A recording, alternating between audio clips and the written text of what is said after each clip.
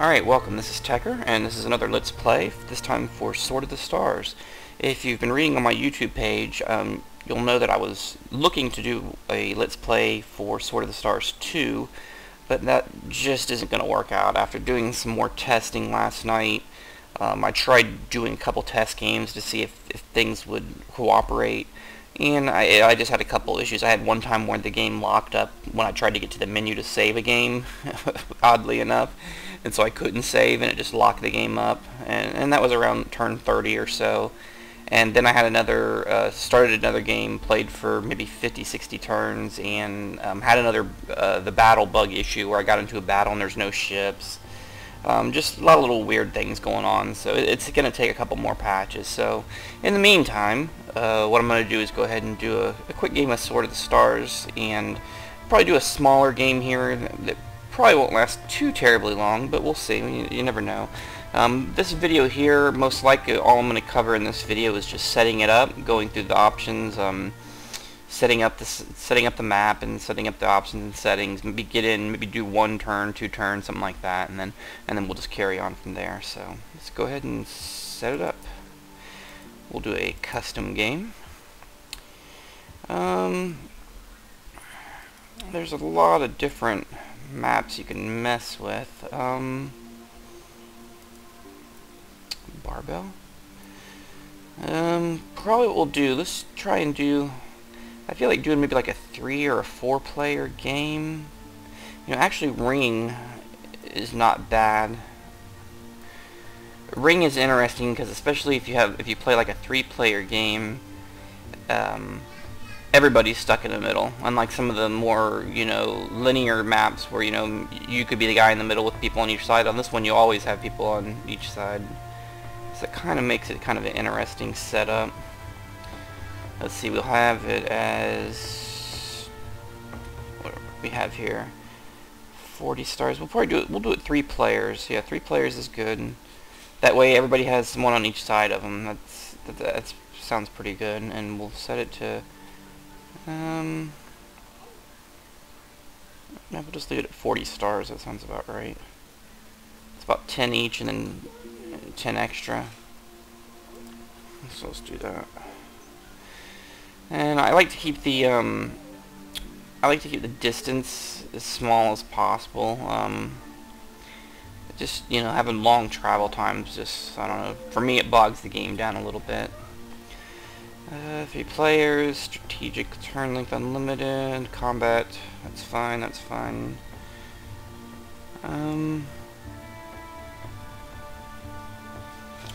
Initial treasury, let's set it right there. Let's set it right there at about 1 million, I guess.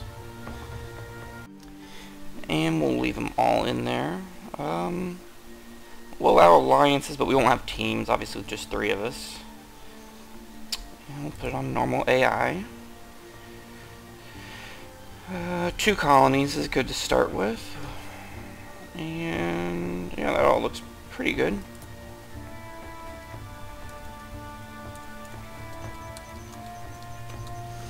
Alright. Actually.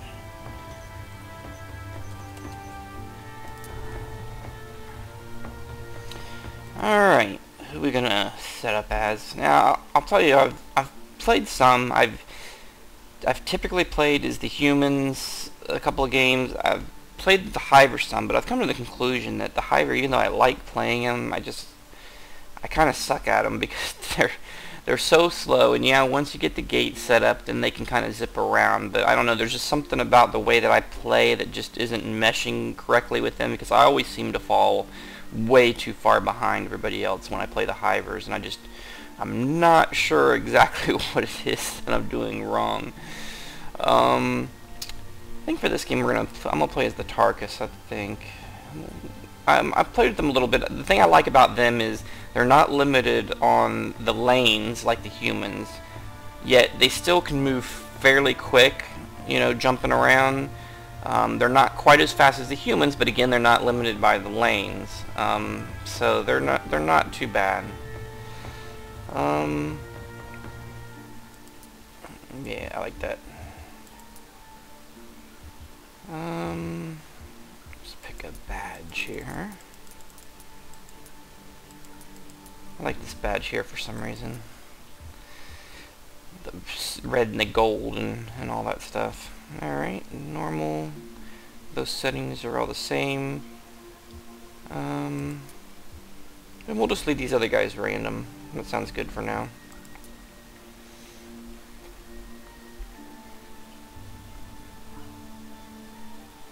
System update. Alright, let's take a look where we're at here.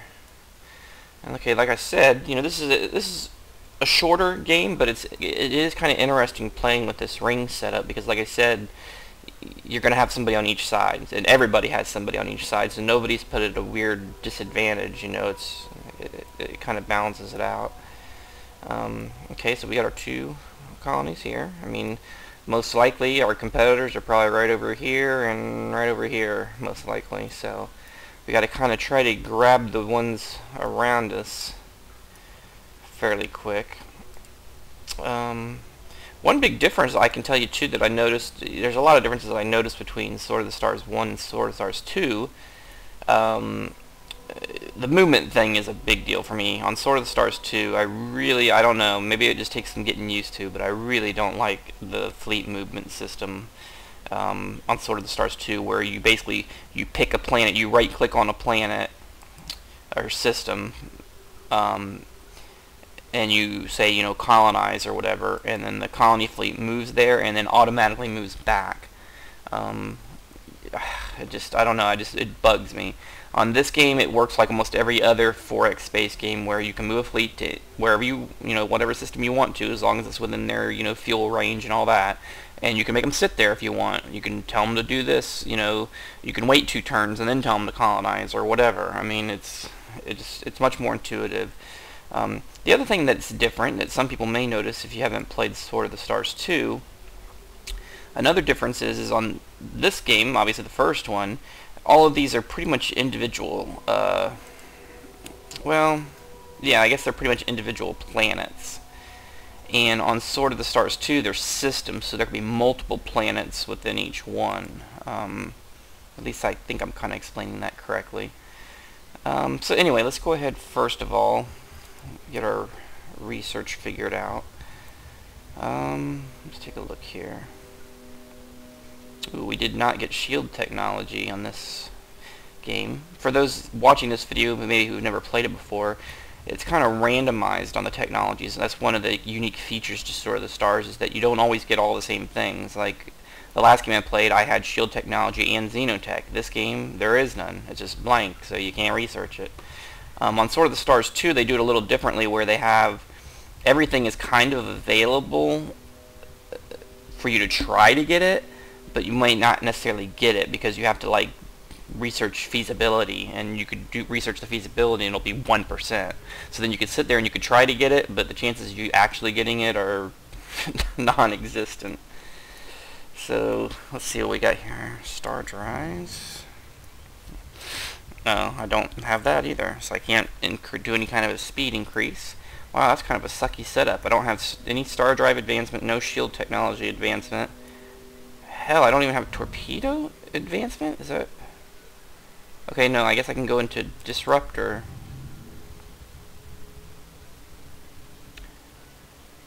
I guess I can do disruptor, and then that may open up into other things. Wow, this is kind of one of the more crappy setups I've seen. Or that I've gotten, anyway. We got energy weapons, we can hit that. Interesting. I could go through...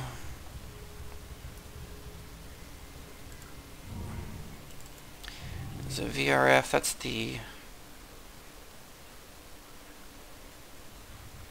We got mass drivers.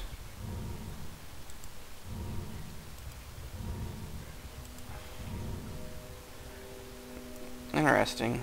Well, let's try to get... Let's go ahead and get green lasers, because they have a better range and damage than the red, I believe it is. Yeah, they're better than both, so let's go ahead and research that first. Our laboratory is fully equipped and operational. Let's move our research up to about, I like to put it right about 3/4. So we'll get that in 3 turns. Okay, and then we have our standard ships here. We got our attack ship, our tanker, colonizer, kind of our scout ship, and then light defense. So let's go ahead and get a couple of our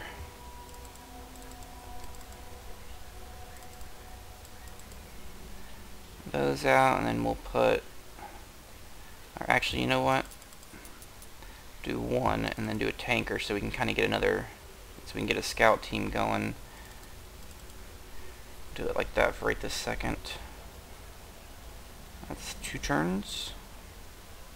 Alright, so next turn we'll have the first one. You heard him. We must increase the fleet.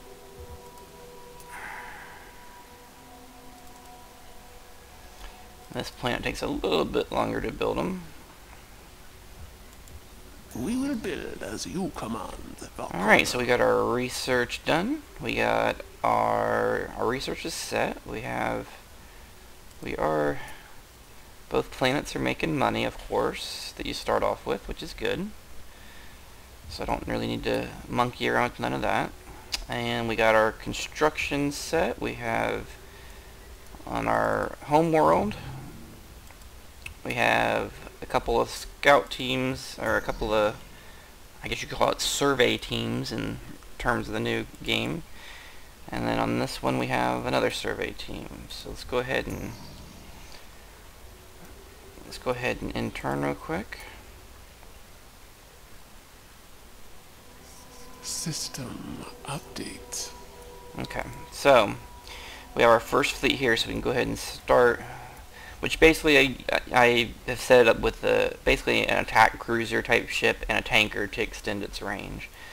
And so we're just going to go ahead and check out where we can get the fastest to start hitting stuff. Now see, if we send from this, when we get one on this planet, we're probably going to want to go this way is the closest to them. Right. So this guy will go this way. So we'll go The Armada moves as one. That looks good. And they won't have one yet, so that's good. Alright.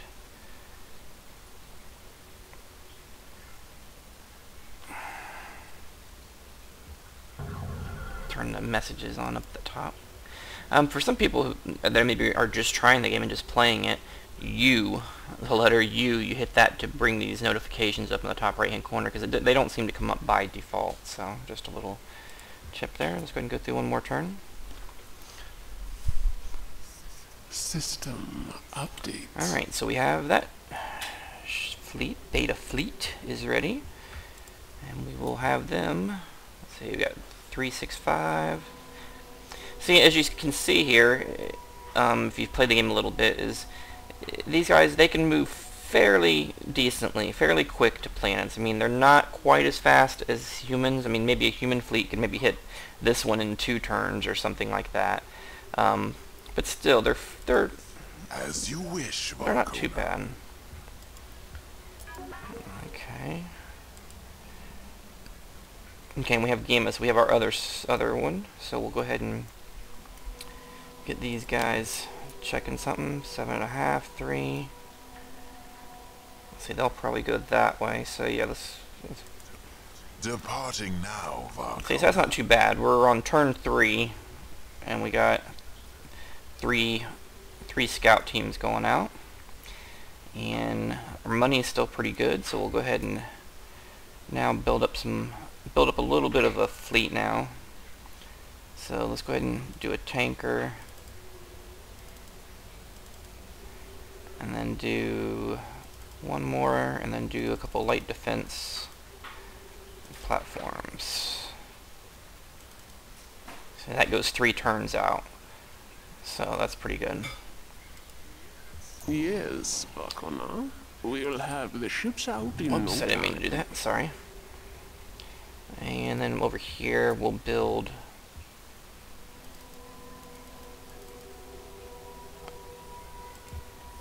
we'll just build 2 for so it's done next turn, and then we'll do an armor and a tanker. And just let them take their time over there. Heard him. We must increase the fleet. Alright, so we're looking pretty good so far.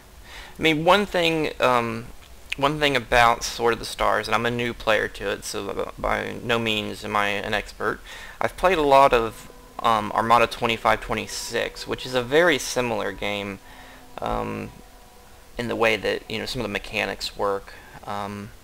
So I've had some experience with that. But this game, you really do have to, you know, you do have all the economic stuff and exploration and colonizing planets and all that, which is really a big part of the draw for me that I really love. But it also has the combat side where you, on this game, you really do have to pretty much constantly be stacking up some fleets and being ready, because, you know, at some point, I mean, yeah, you may go 20 minutes before you have to have a battle with somebody, but then it's going to happen, and the AI, they're going to have 27 ships, and if you're sitting there with, you know, 10, you're going to get schooled. So you do have to kind of have an open, you know, being ready, you know, and constantly building up a fleet to be ready for that. So we'll go ahead and let's end this one.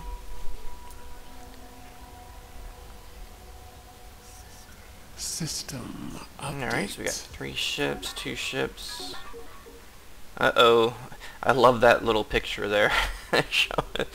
showing somebody committing seppuku because they went over budget. And so we can actually go and look. Our green lasers now have gone over budget. I think you can go over budget as far as 120%, I think is what it is. So I'll probably get it next turn since they're already 108% over, but it sucks to go over budget because it's costing you more money and taking more turns, so it definitely sucks. But yeah, I love that picture. So, alright, so we have our ships almost there. We almost have this one there, and the other guys are getting there. We have 1 armor there, and we do have another scout fleet we could send out, which let's go ahead and do that and send them, and we can combine some of these guys in a little bit. Engaging. So we got that planet, this one, and this one all being checked out. So kind of the 4 closest ones being checked out. So that's pretty good.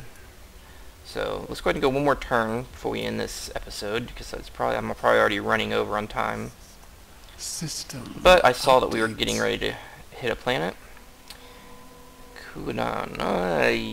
That's 313. I mean, that's close. You want it, when you're looking at the planets, you want it to be as close to 0 in the middle. You know, that's 0 is perfect. So usually I like to colonize anything that's around like 225 or less. And see, 313 is just a hair out. Because it usually means, and this is a size 2 planet too, so it's kind of small. Yeah. Maybe. And one cool thing you can do on this game is, see, in a situation like this, where this is once you kind of get going and you start getting a lot of planets and you start kind of losing track of stuff, one thing you can do is you can set a note on this one, and I can say possible colony. And what that will do then is it'll put this little flashing exclamation point on there saying, hey, remember you put a note on here for some reason. So that's kind of a neat deal. It helps you to, you know, to remember. So, you know, right now I'm not going to put a colony there, but I may want to later. So we're going to move these guys and have them go check out. Let's have them go check this one. Cartographer, chart the path. And that guy's almost there. That one's almost there.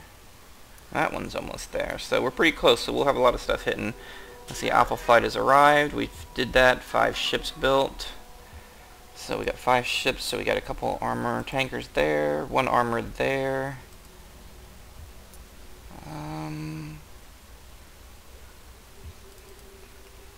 We'll put a couple light defense on the queue for that one. We will build as you command, Valkona. And let's do we got a couple light defense there. Let's go ahead and queue up one more armor. Another tanker. And let's go ahead and get a colonizer ready. Another armor.